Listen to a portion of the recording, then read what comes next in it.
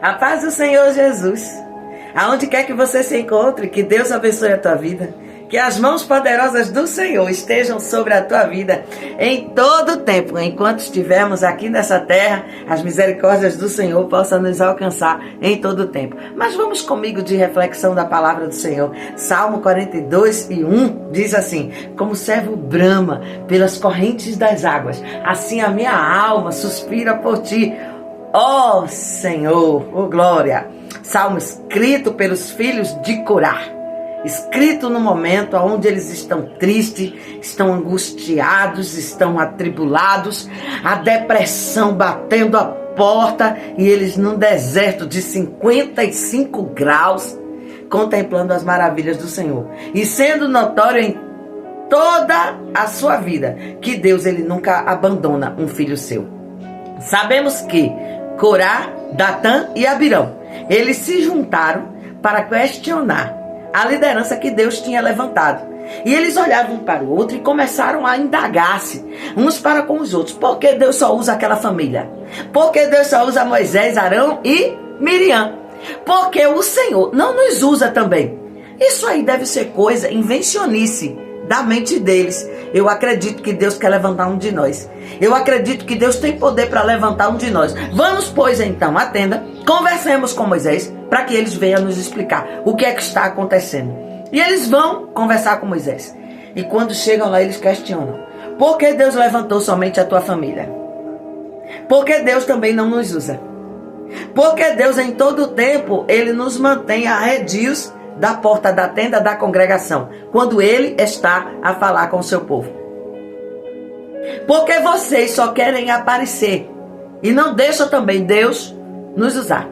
Então Moisés olha para eles, acredito que dá aquele sorrisinho, e ele diz assim: vamos fazer o seguinte, vamos marcar, e depois da oração que eu falar com Deus, vamos marcar para ver o que é que Deus quer. Eu vos aviso.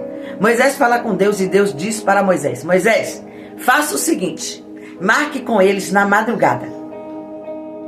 Digam a eles que venham à porta da tenda. E eu falarei com vocês. Eu demonstrarei o meu poder e mostrarei com quem eu estou a usar. Quem é que eu quero como líder? Tem muita gente questionando a liderança do Senhor. Tem muita gente que não está colocando a mão no arado, mas está colocando o dedo somente para apontar a liderança. Questionando por quê? Quando não tem intimidade com Deus e já perdeu essa intimidade há tempo. De madrugada, eles se levantaram, pegaram os seus incensários e trouxeram. Rebelados, mas com os incensários nas mãos. Revoltados, mas com o incensário nas mãos. Questionando, mas com o incensário nas mãos. Tocando nas coisas santas de Deus, com o coração irado, questionador, rebelados e sem querer aceitar as ordenanças de Deus. Mas houve umas meia dúzia dos filhos de Corá que ouviram quando o seu pai se juntou com os outros e começou a questionar: por que Deus levantou Moisés? Por que somente ele? Por que Deus não fala conosco? E eles olham para o seu pai, e diz: pai, se Deus levantou, quem somos nós para questionar?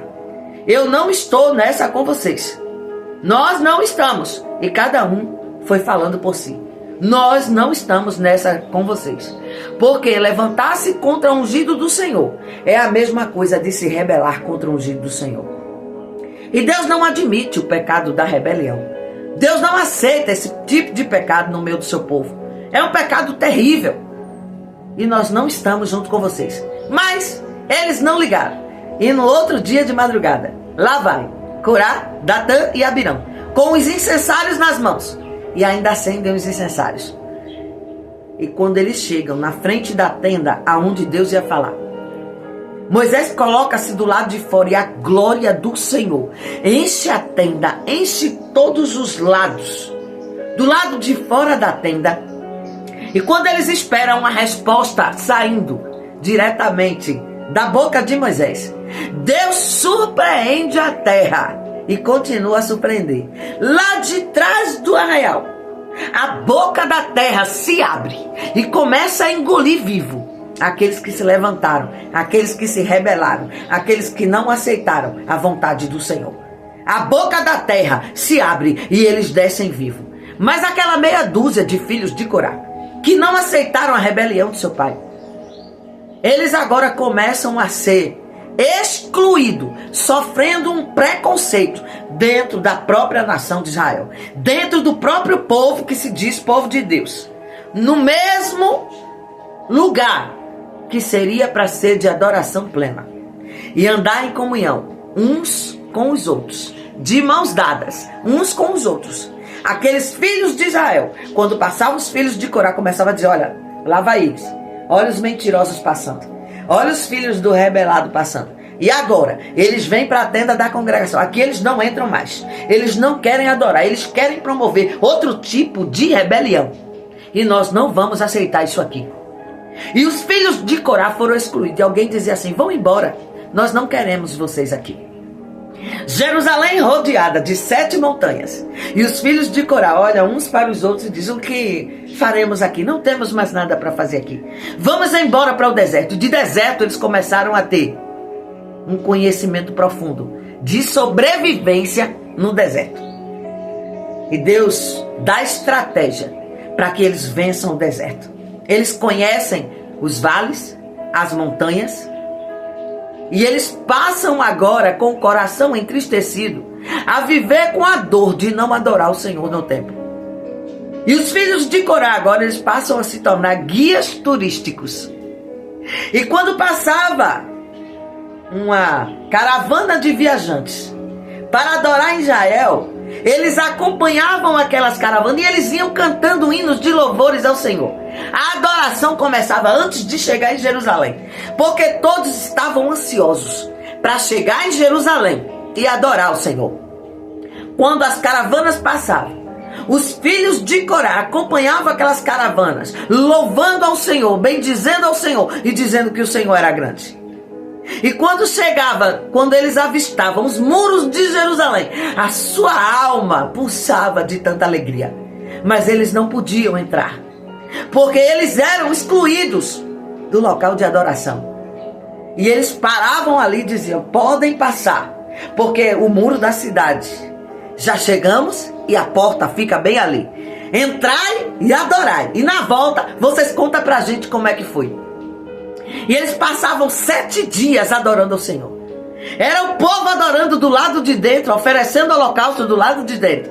E os filhos de Corá do lado de fora com as mãozinhas no muro clamando ao Senhor. Não sei o hino que louvavam, mas sei que louvavam o hino ao Senhor. E eles começavam então a dar lugar ao Senhor lá do lado de fora mesmo. Porque não importa o adorador, aonde ele estiver, lá fora ou lá dentro, aonde ele estiver, ele adora ao Senhor. Terminava a festa, as festas normalmente duravam 7 dias, 1 semana. E lá vem os viajantes, as caravanas de viajantes novamente. E eles acompanhavam então aquelas caravanas até um certo local do deserto onde terminava os limites de Jerusalém.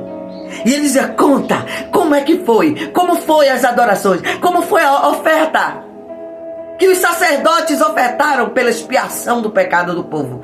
E eles começavam a contar. Cada vez que eles contavam, as lágrimas caíam. O aperto no coração acontecia. E eles olharam uns para os outros e disseram: não dá mais para continuar assim. Há quanto tempo estamos nessa situação? Há quanto tempo vivemos desse jeito? Há quanto tempo? Não dá mais para viver assim. Vamos então subir até o Monte Hermon. E eu estou com muita fome. Vamos caçar algo diferente, para ver se a minha alma se sacia. E é quando eles começam a subir o Monte Hermon.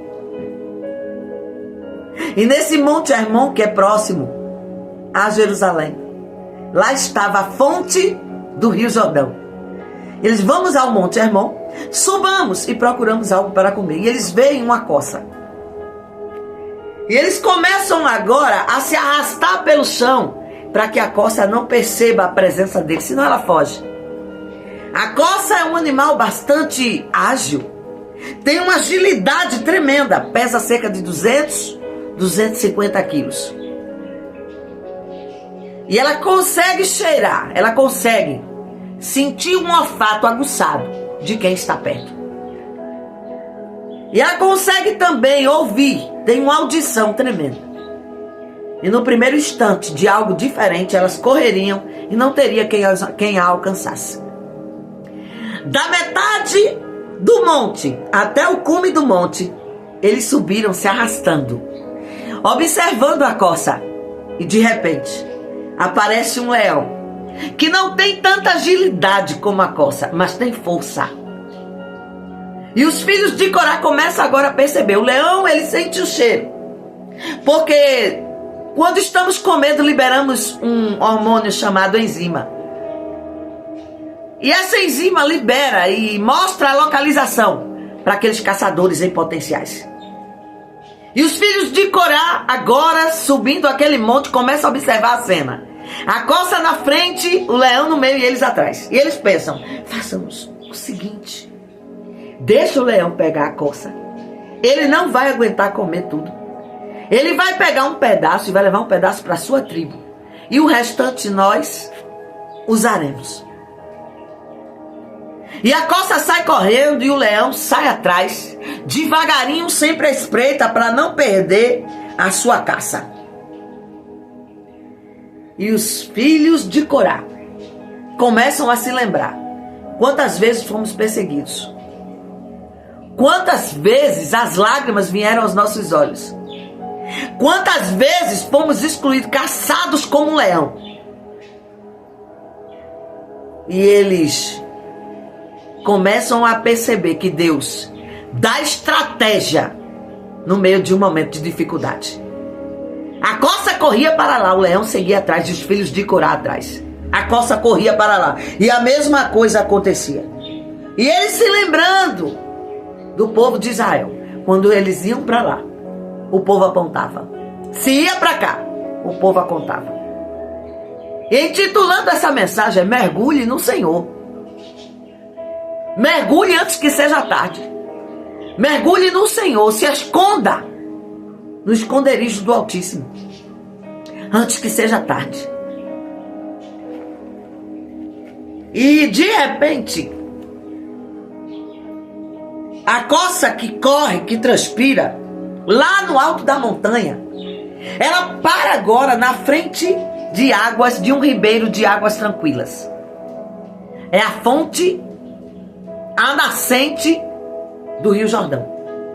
A coça para, olha para frente daquela nascente, daquele ribeiro tranquilo. O leão vem atrás, não percebe que ela para. E de repente, quando ele chega próximo às margens do ribeiro, da fonte das águas, ele olha para a direita, ele olha para a esquerda, mas ele não consegue mais ver a coça.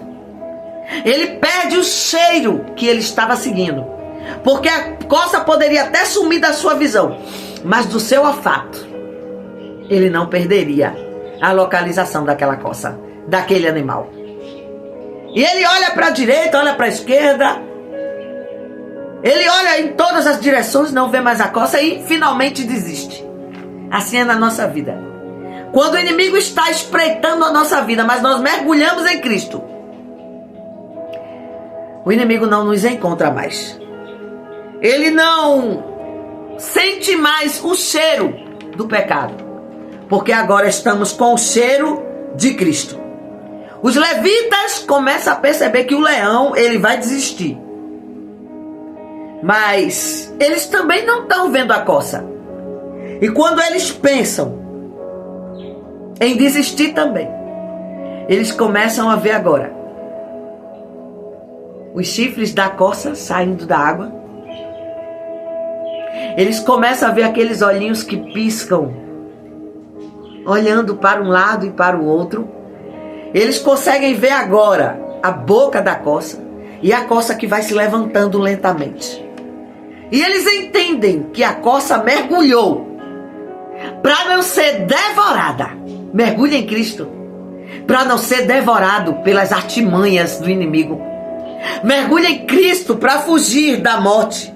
Mergulha em Cristo antes que o trauma te consuma. Os filhos de Corá olharam e viram e entenderam que Deus estava falando com eles daquele jeito. A corça não clamava por água porque estava com sede.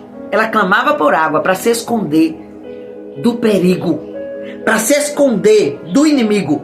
Ela entra e mergulha. Que eu e você possamos mergulhar em Cristo em todo o tempo, para que o inimigo das nossas almas, ele não nos devore, ele não nos encontre, ele não nos consuma, ele não nos alcance.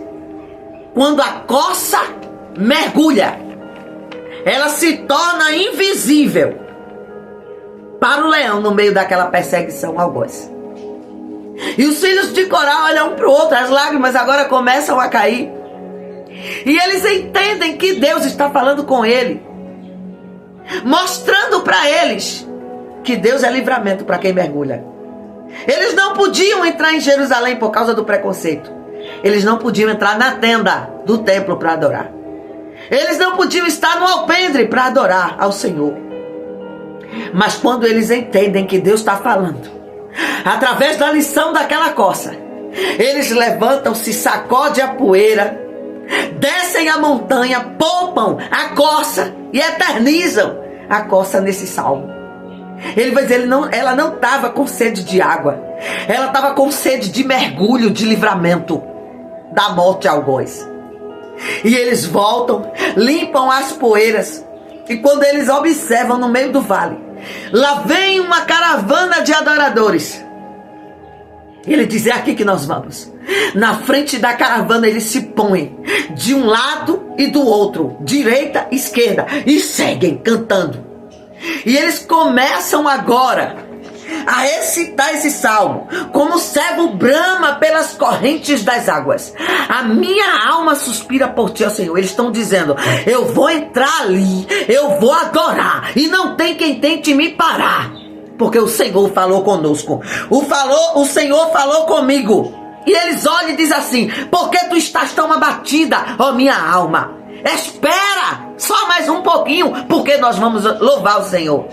E aquela alma que estava abatida, em meio à rejeição, em meio à tribulação, em meio ao preconceito, absorvendo todo tipo de preconceito, ela agora se levanta, a alma que se levanta para adorar, a alma que quer mergulhar em Deus para adorar, a alma que foge do abismo da morte espiritual, agora vai marchando para Jerusalém.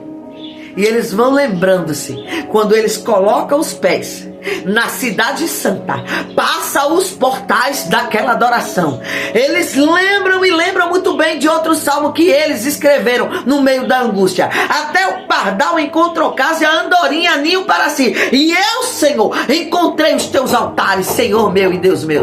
Eles olham para aquela caravana, eles olham para aqueles viajantes, os viajantes vêm atrás dando glória a Deus e saltando na beleza da sua santidade. Mas quando eles começam a entrar na cidade, o povo começa a olhar, olha, não são os filhos de Corá, olha, não são os filhos daqueles detratores da ordem santa do Senhor, olha, não são os filhos daqueles que se rebelaram contra Deus, não são eles. E a cidade inteira começou a dizer, vamos lá, vamos ver para onde ele vai, vamos ver aonde eles vão parar, vamos ver aonde eles vão, o que é que eles querem no meio da cidade.